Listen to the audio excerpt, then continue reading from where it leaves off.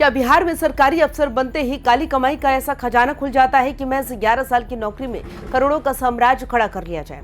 जरा सोचिए, एक अदना सा सरकारी इंजीनियर जिसकी सेवा अभी कल की बात लगती है, उसके ठिकानों पर जब स्पेशल विजिलेंस यूनिट यानी SVUV का छापा पड़ता है तो अलमारियों से नोटों की गड्डियों के साथ साथ 81 लाख के सोने चांदी के गहने और पटना से लेकर वैशाली तक जमीन फ्लैट के कागजात का ढेर निकल आता है। आखिर लघु जल संसाधन विभाग के बांका प्रमंडल में तैनात इस कार्यपालक अभियंता हरेंद्र कुमार के पास ऐसी कौन सी जादुई छड़ी थी जिससे महज 11 साल में 2 करोड़ 20 लाख रुपए से ज्यादा की बेनामी संपत्ति खड़ी हो गई?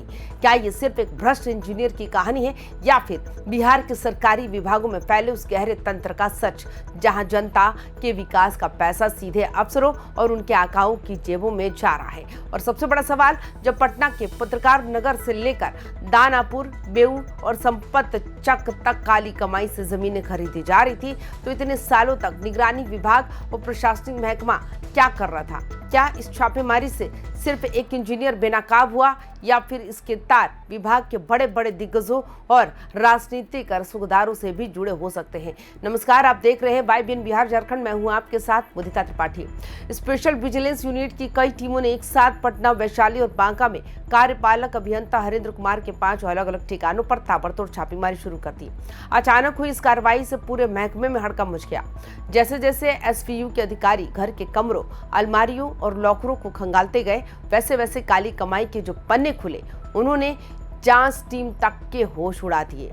पटना के पत्रकार नगर स्थित जनक नंदिनी अपार्टमेंट के फ्लैट नंबर 307 में जब तलाशी ली गई तो वहां से 9.5 लाख रुपए कैश मिले। लेकिन असली झटका तब लगा जब अलमारी से सोने और चांदी के आभूषणों का अंबार निकला।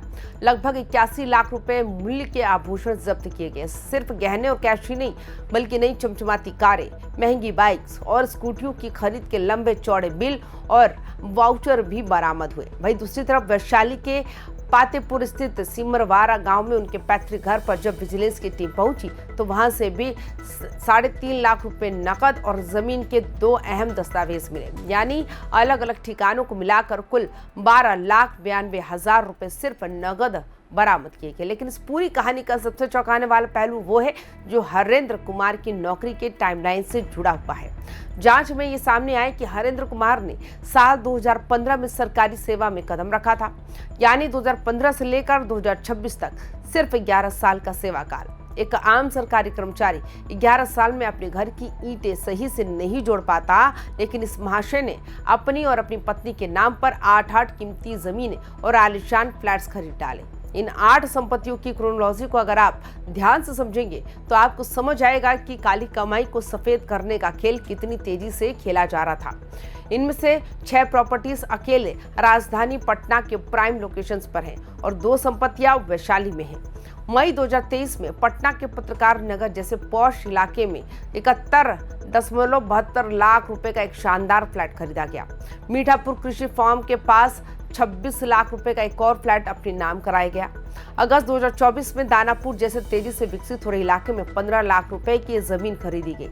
इससे पहले 2016 में यानी नौकरी में आते ही अगले साल बेउर चौराहे के पास 12.5 लाख रुपए का भूखंड खरीद लिया गया। मई 2024 में पटना के संपत चक में 4.5 लाख और पटना के ही परसा में 4.5 लाख रुपए की 1.5 डिसमिल जमीन खरीदी गई। इतना ही नहीं, पत्नी के नाम पर वैशाली के मंगुआ में 5.5 लाख रुपए और पातेपुर में 3.25 लाख रुपए के 2 बड़े प्लॉट खरीदेगा। अब जरा इस पूरे मामले के सियासी और प्रशासनिक पहलू को समझिए जो सार्वजनिक चर्चाओं से अक्सर गायब रहता है।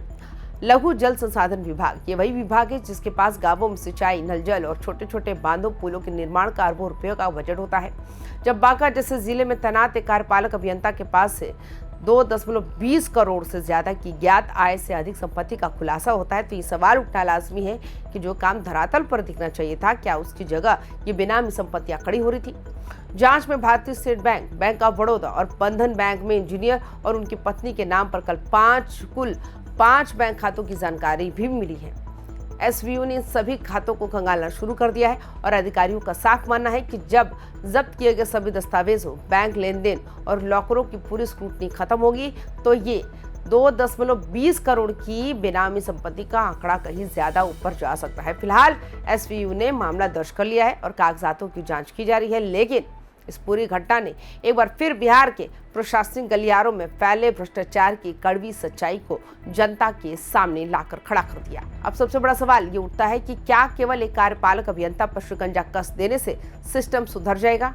क्या उन ठेकेदारों, बिचौलियों और बड़े अफसरों तक भी जांच की आंच पहुंचेगी जिनके शह पर ये काली कमाई का खेल सालों से बिना किसी डर के चल रहा था?